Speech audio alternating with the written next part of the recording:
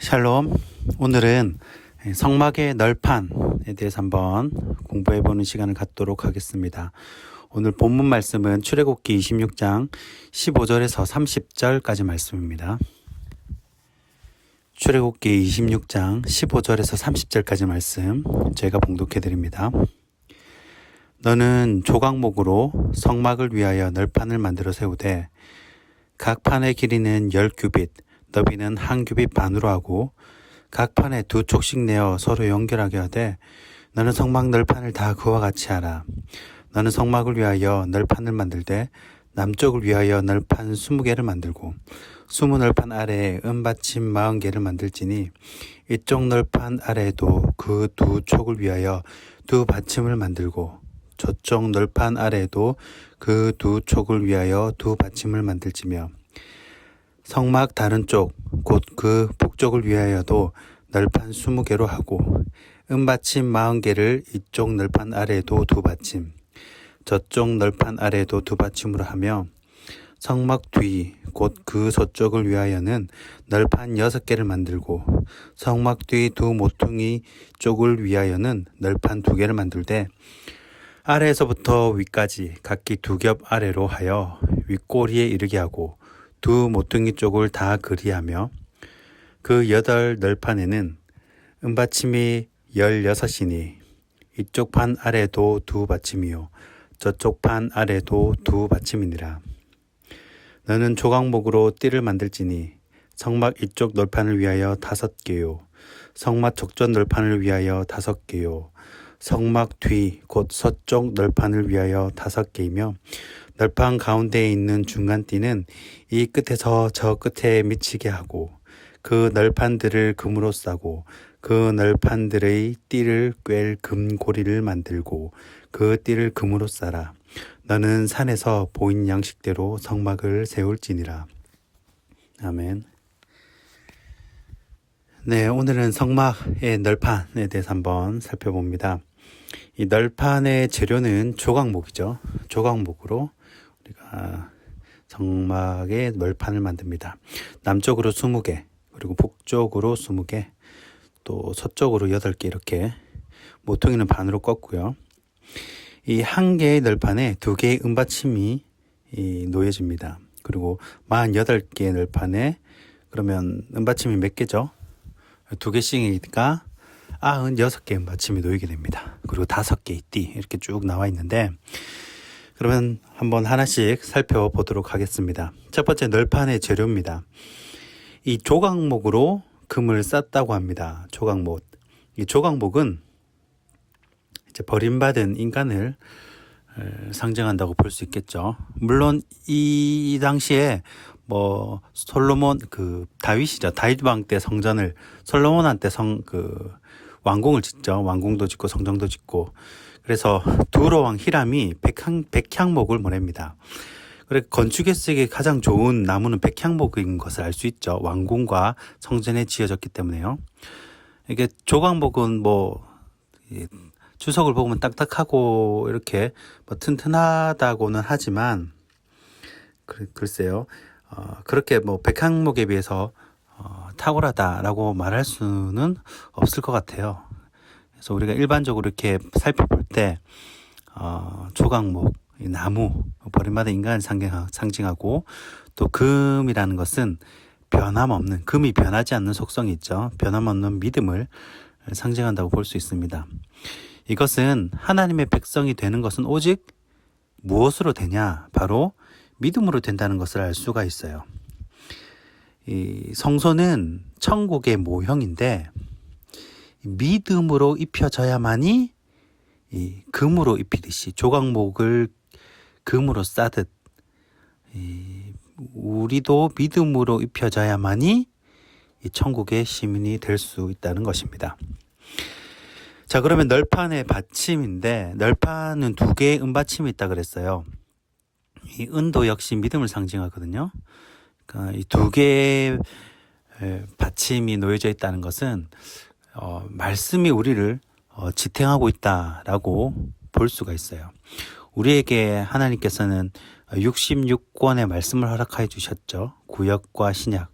그러니까 구약의 말씀도 하나님께서 주신 말씀이지만 신약의 말씀도 하나님께서 우리에게 주신 말씀이에요. 일부 유대인들은 이 신약을 인정하지 않지만 예수 그리스도의 이야기로 가득 찬 이 신약 또한 주님께서 우리에게 주신 말씀입니다. 우리에게 주신 이 말씀, 신약과 구약, 이 말씀 위에 굳게 선 그 믿음을 의미한다고 볼 수가 있어요. 그러니까 우리가 인생을 살아갈 때 어떻게 설 수가 있냐? 바로 말씀으로 바로 설 수 있다는 거예요. 그리고 말씀 위에 굳게 서야 한다는 것을 알려주고 있습니다. 그리고 세 번째로는 널판의 금띠인데 금띠, 금은 믿음을 상징한다 했으니까 믿음의 띠라고 볼 수가 있습니다.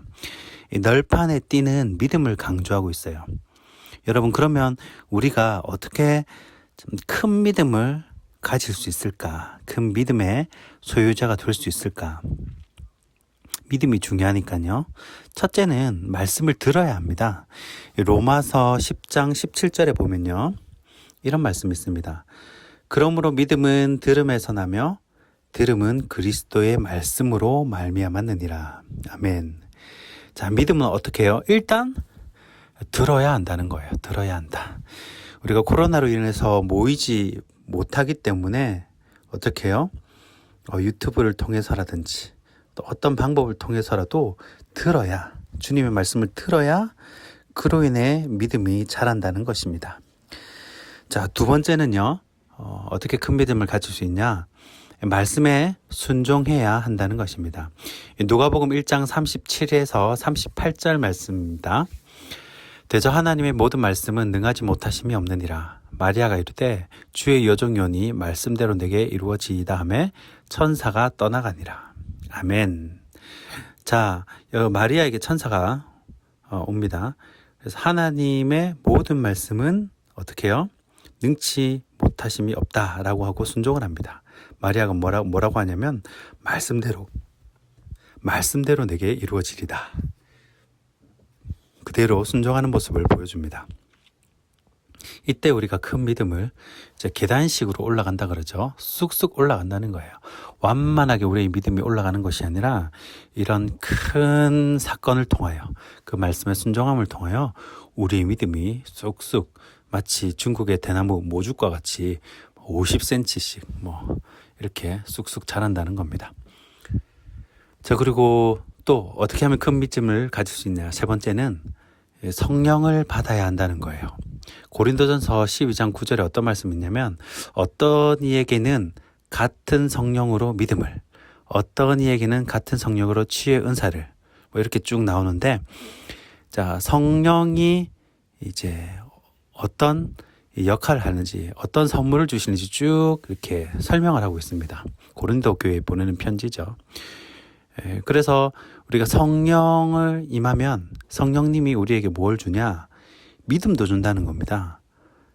어떤 이에게는 같은 성령으로 믿음을 준다, 이 말이죠. 자, 그래서 우리가 성령을 사모해야 한다라는 것이고요. 그러면 그렇게 성령을 받고 믿음을 받을 때 어떤 역사가 나타나냐? 바로 믿고자 할 때 믿음의 역사가 나타난다는 것입니다. 로마서 1장 17절이에요. 복음에는 하나님의 의가 나타나서 믿음으로 믿음에 이르게 하나니 기록된 바 오직 의인은 믿음으로 말미암아 살리라 함과 같으니라. 아멘. 자, 믿음의 역사, 믿고자 할 때 믿음의 역사가 일어난다는 겁니다. 그리고 마지막 다섯 번째,